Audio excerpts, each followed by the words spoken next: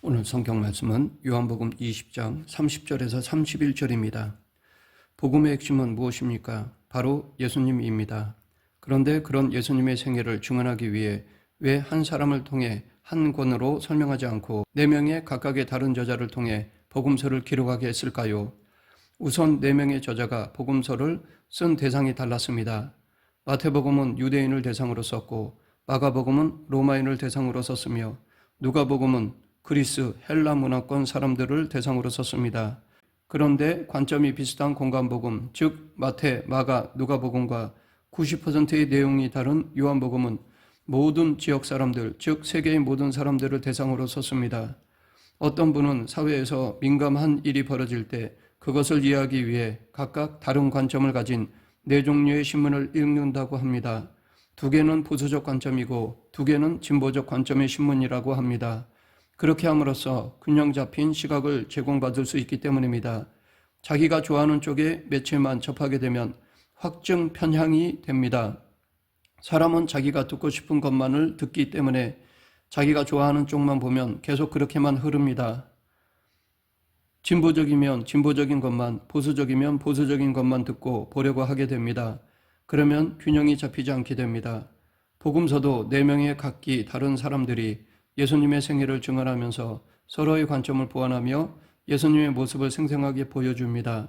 특히 요한복음은 다른 복음서들이 나온 지 한참 된 후에 요한이 거의 말년에 썼기 때문에 다른 복음서들과 다른 예수님의 모습을 보여줍니다. 그리고 똑같은 것을 다시 반복할 필요가 없기 때문에 이미 나와 있는 것 외에 다른 것들을 많이 보여주고 있습니다. 그러므로 내 복음서는 서로 보완적 관점을 가지고 예수 그리스도의 생애를 보여준다고 생각하면 됩니다. 그런데 요한계시록에서 사도 요한은 기도 중에 주님이 계시는 하늘의 보좌 가운데와 주변에 있는 4생물의 환상을 보았습니다. 요한계시록 4장 7절, 그 첫째 생물은 사자 같고 그 둘째 생물은 송아지 같고 그 셋째 생물은 얼굴이 사람 같고 그 넷째 생물은 날아가는 독수리 같은데 4세기 말에서 5세기 초의 유명한 교부 성 어거스틴이 바로 이 구절을 보고 이 4생물들이 바로 사복음서의 기자들이 증언한 예수님의 4가지 특성과 일치한다고 주장하였습니다. 그래서 사복음서의 별명을 마태복음은 사자복음, 마가복음은 송아지복음, 누가복음은 사람복음, 요한복음은 독수리복음이라고 하였습니다. 그래서 로마의 바티칸에 가보면 사자와 송아지와 사람과 독수리 조각을 해놓은 곳도 있습니다. 사자는 정글의 왕입니다. 따라서 마태복음은 유대인의 왕으로 오신 예수님으로 증언하고 있습니다. 소의 특징은 헌신적으로 노동하는 것인데 마가복음은 하나님의 종으로 오신 예수님으로 증언하고 있습니다. 누가복음은 참된 사람으로 오신 하나님이시지만 인성을 지닌 예수님으로 증언하고 있습니다. 어린 아기 시절에 강보에 쌓인 예수님이라든가 12살 때의 성전에서 박사들과 토론하는 예수님의 모습은 누가복음에만 나오고 있습니다. 마지막으로 독수리는 하늘의 왕입니다. 요한복음은 독수리복음으로 예수님이 하나님의 아들이시라는 사실, 곧 그분의 신성을 증언하는데 초점을 두고 있습니다. 요한복음을 읽으면서 항상 내가 아버지께로부터 왔다, 나를 보내신 분에게 돌아간다, 아버지께서 시키는 대로만 한다라고 하시며 하나님께로부터 오신 것을 강조하고 있습니다. 그렇다면 사도 요한이 전한 복음의 핵심은 무엇입니까? 이에 대한 대답은 하나님의 아들이신 예수님을 믿음으로 우리가 영원한 생명을 얻는다는 것입니다. 본문에는 요한복음을 기록한 목적이 명백하게 드러나 있습니다. 그런데 이것은 사실 성경 전체를 기록한 목적이기도 합니다. 오늘 본문 31절, 오직 이것을 기록함은 너희로 예수께서 하나님의 아들 그리스도이심을 믿게 하려 하며 또 너희로 믿고 그 이름을 힘입어 생명을 얻게 하려 함이니라. 예수님이 하나님의 아들 그리스도이심을 믿고 생명을 얻는 것이 요한이 증거한 복음의 핵심입니다.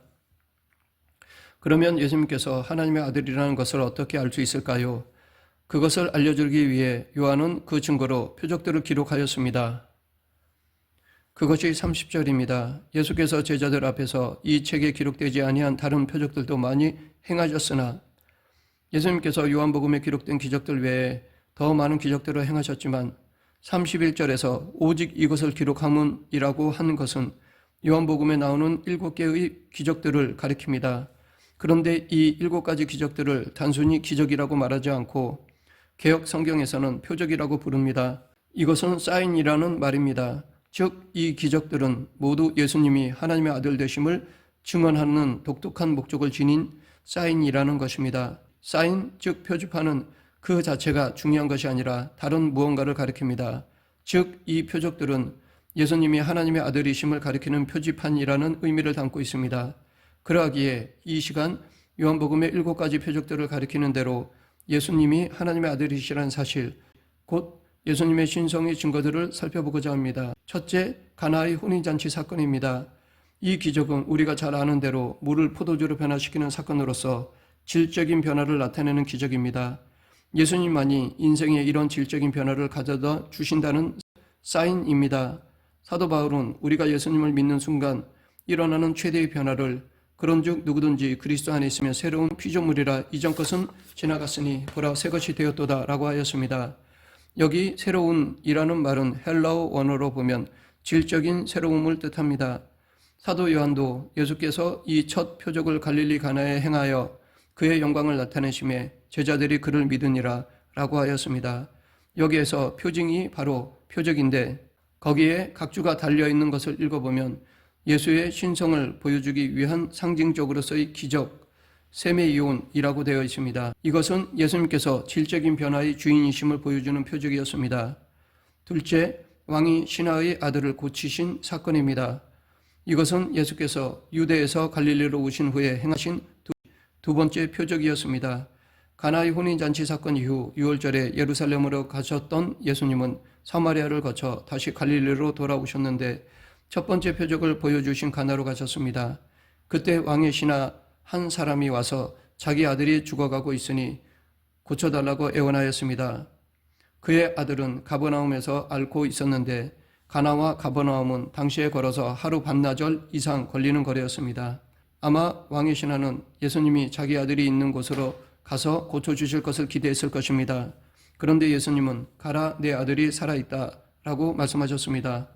놀랍게도 이 사람은 그 말씀을 믿고 길을 떠나 가버나움으로 가는 도중에 종들을 만났습니다. 아들이 살아났다는 말을 듣고 언제 나았느냐고 물으니까 예수님이 내 아들이 살 것이다 라고 말씀하셨던 바로 그 시각에 아이의 열이 떨어지고 나았다는 것이었습니다. 이 두 번째 표적은 그분이 공간과 거리를 초월하여 역사하시는 분이심을 보여줍니다. 셋째, 베데스다 연못에서 38년 된 병자를 고치신 사건입니다. 38년은 이스라엘 백성들이 광야를 헤맨 기간을 연상시키는 절망의 시간입니다. 왜냐하면 신명기 2장 14절에 보면 아데스 바네아에서 가나안 입구인 세렛 시내에 이르기까지의 기간을 38년으로 기록하고 있기 때문입니다. 다시 예루살렘으로 가신 예수님은 베데스다 연못가에서 38년 된 병자를 만나셨습니다. 예수님은 누워있는 그 사람을 보시고 그의 병이 오래된 줄을 아시면서도 내가 낫고자 하느냐라고 물으셨습니다. 그리고 예수님이 그에게 일어나 내 자리를 들고 걸어가라 라고 명령하시자 곧 자리를 들고 걸어갔습니다. 38년이라는 이 긴 시간이 예수님에게는 문제가 안 되었습니다. 이것은 시간을 초월하여 역사하시는 예수님의 신성을 보여주는 표적이었습니다. 다시 말해 우리의 문제가 얼마나 오래되었든지 상관없이 예수님 앞에 나오는 사람들에게 그분은 진정으로 해답이 되시고 구원이 되신다는 것을 보여주는 사인입니다. 넷째, 오병이어로 5,000명을 먹이신 사건입니다. 다른 복음서에 보면 남자만 5,000명이라고 되어 있으니까 이때 여인들과 아이들까지 합하면 약 15,000 내지 2만 명이 넘는 엄청난 수였을 것입니다. 이때 예수님은 그들을 보리떡 5개와 물고기 2마리로 먹이신 기적을 베푸셨습니다. 바로 이 오병이어의 기적이 사복음서에 다 나오는 유일한 기적입니다. 그런데 요한은 같은 사건에 있어서도 다른 면들을 많이 보여줍니다. 보리떡 5개와 물고기 2마리는 원래 어떤 작은 아이의 도시락이었다는 사실, 그리고 그것을 안드레가 가지고 와서 그것이 이 많은 사람들에게 얼마나 되겠습니까? 라고 했다는 것 등 다른 복음서에는 안 나오는 내용을 기록하고 있습니다. 이것은 예수님 앞에서는 지금 우리가 가진 것이 얼마나 많으냐 적으냐 하는 것은 문제가 아니라는 것입니다. 즉 우리에게 지금 닥친 문제가 얼마나 크냐 작으냐, 얼마나 많으냐 적으냐 하는 것은 전혀 그분에게 문제가 되지 않는다는 것입니다. 진짜 중요한 것은 우리의 문제를 주님 앞에 가지고 나와 아뢰면서 그분을 신뢰하느냐라는 것입니다. 이 오병이어의 기적은 우리 인생의 문제의 양이나 크기를 초월하여 일하시는 예수님의 신성을 만나게 하는 표적인 것입니다. 다섯 번째, 파도와 바람을 잠잠하게 하신 사건입니다. 그런데 사실 요한복음에는 물결을 잠잠하게 하신 것은 안 나오고 물 위를 걸어오신 것만 나옵니다. 오병이어 기적 후에 사람들이 왕으로 삼으려 하니까 예수님은 제자들을 먼저 배에 태워 보내시고 혼자 산으로 가서 기도하셨습니다. 기도를 하시다가 보니까 바람이 불고 파도가 쳐서 제자들이 고생하는 것을 보시고 예수님은 물 위를 걸어서 제자들에게 오셨습니다. 이것을 본 제자들이 무서워할 때 예수님은 나다 두려워하지 말라라고 하셨습니다. 그리고 파도와 바람을 잠잠케 하셨습니다. 제자들은 그날 예수님이 파도와 바람을 다스리는 자연의 주인이심을 깨닫게 되었습니다. 이것은 자연 법칙을 초월해 역사하시는 예수님의 신성을 보여주는 표적이었습니다. 제자들은 이 사건을 체험하면서 예수님께 진실로 하나님의 아들이로소이다 라고 고백하였습니다. 제자들은 이날 예수님을 하나님으로 만났습니다. 여섯 번째, 나면서부터 맹인된 사람을 고치신 사건입니다. 이 사건은 날 때부터 눈이 멀어 앞을 볼 수 없던 사람을 둘러싼 제자들의 질문으로부터 시작되었는데 당시 사람들이 갖고 있었던 보편적 편견으로 선생님, 이 사람이 눈먼 사람으로 태어난 것이 누구의 죄 때문입니까? 이 사람의 죄입니까? 부모의 죄입니까? 라고 물었습니다. 하지만 예수님은 이 사람이나 그 부모의 죄로 인한 것이 아니라 그에게서 하나님이 하시는 일을 나타내시고자 하심이라 라고 대답하셨습니다.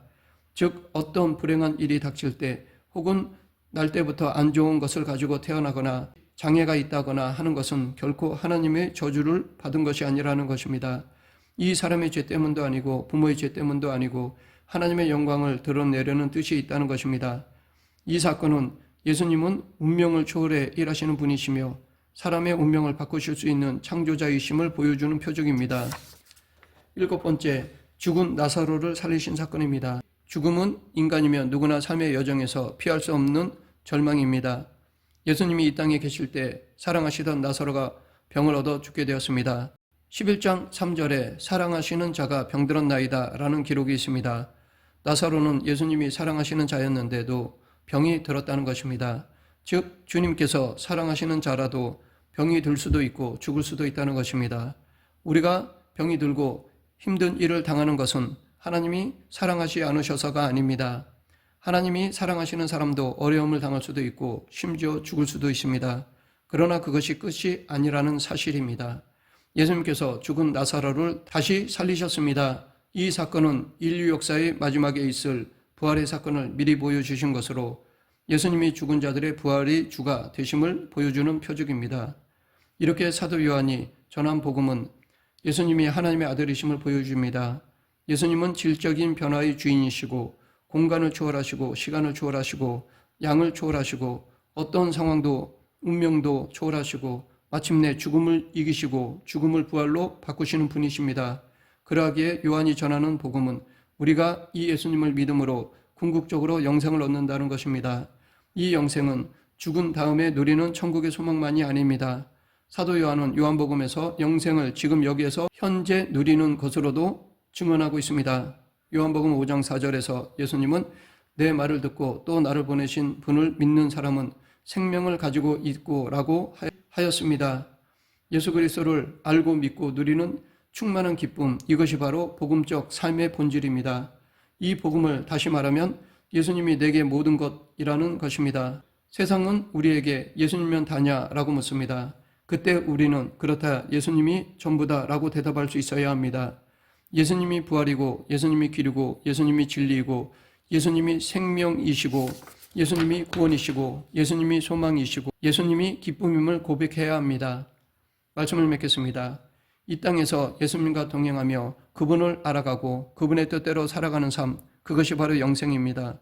그리고 우리가 이 땅을 떠날 때 저 영원한 천국에서 그분과 함께 영원히 산다는 것, 바로 이것이 요한이 전해준 복음의 본질입니다.